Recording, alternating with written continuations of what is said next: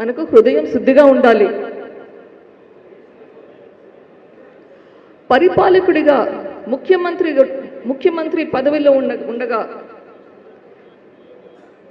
మీ చిన్నాన్నని అతి దారుణంగా, అతి కిరాతకంగా, క్రూరంగా చంపించిన వారిని వీళ్లకు శిక్ష పడేలా చేసే బాధ్యత ముఖ్యమంత్రిగా మీకుంది. ఇప్పటి వరకు ఆ దిశగా ఎందుకు పనిచేయలేదు?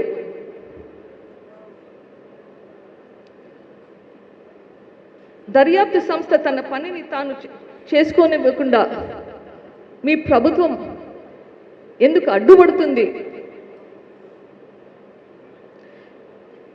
ముఖ్యమంత్రిగా మీరు ప్రమాణ స్వీకారం చేసినారు. మరి ఎందుకు ఆ ప్రమాణం మీరు నిలబెట్టుకోలేకున్నారు?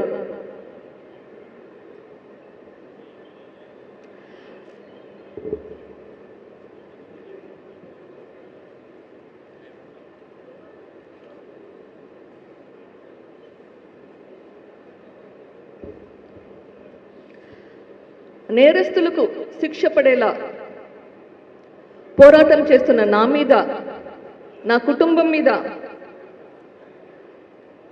అదే నేరం మోపుతున్నారు. ఇది సమంజసమా? నాకు, నా కుటుంబానికి ఈ హత్యలో ఏదైనా సంబంధం ఉంటే మా మీద చర్యలు తీసుకోవాలి. అది మీ బాధ్యత. నేను కానీ, నా కుటుంబం కానీ ఇది చేసింటే మమ్మల్ని అరెస్ట్ ఎందుకు చేయలేదు?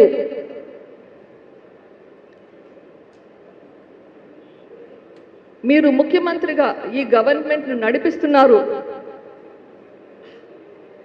ఇది సునీత కుటుంబం చేసిందని మీరు చెప్పడం ఎబ్బేటుగా లేదు? అధికారంలో ఉండి ఆరోపణలు వేస్తున్నారు. ఇది మీ ప్రభుత్వం మీద, మీ మీద మీరు చేయలేనితనం మీరే బయట పెడుతున్నట్లుంది.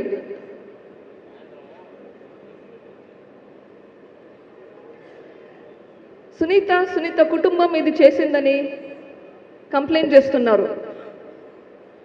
ఎవరికి కంప్లైంట్ చేస్తున్నారు? మీరు గవర్నమెంట్లో ఉన్నారు. ఇన్వెస్టిగేషన్ ఏజెన్సీకి కంప్లైంట్ చేస్తున్నారా, లేదా ప్రజలకు కంప్లైంట్ చేస్తున్నారా? ఆరోపణలు చేస్తున్నారు. గవర్నమెంట్లో ఉండి అది తప్పు అనిపించడం లేదా మీకు? మీ బాధ్యత మీరు ఎందుకు చేయడం లేదు?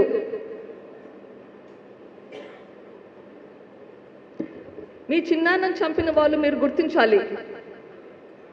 అది నేనైనా కానీ, నా కుటుంబమైనా కానీ, ఇది law and order issue.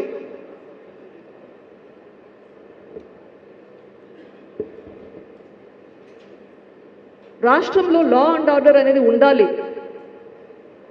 Law and ఆర్డర్కి పక్షపాతి ధోరణి ఉండకూడదు.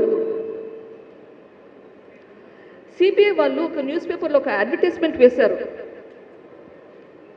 ఎవరికైనా ఏదైనా సమాచారం ఉంటే, ఈ హత్య గురించి ఏదైనా సమాచారం ఉంటే అది వాళ్ళకి అందజేస్తే 5 లక్షల రివార్డు కూడా ప్రకటించారు. మేమే చంపినాము అని మీ దగ్గర ఏదైనా ఇన్ఫర్మేషన్ ఉంటే అది సిబిఐ వాళ్ళకి ఇస్తే ఒక 5 లక్షల రివార్డు కూడా మీకు వస్తుంది. మరి ఎందుకు అది వాళ్ళకి ఇవ్వట్లేదు? ముఖ్యమంత్రిగా బాధ్యత మీకు లేదు? మీ బాధ్యత మీరు చేయకుండా ఎంతసేపు కెమెరాల ముందు వచ్చి మా మీద నిందలు మోపడం, ఇట్లా ఎందుకు చేస్తున్నారు? ఈ రాష్ట్రాన్ని మీరు పరిపాలిస్తున్నారు. ఇట్లా నిందలు మోపడం, మీ పని మీరు చేయకుండా ఉండడానికి మీకు సిగ్గుగా లేదు? పదే మేము చేశామంటున్నారు, మా కుటుంబం చేశామంటున్నారు.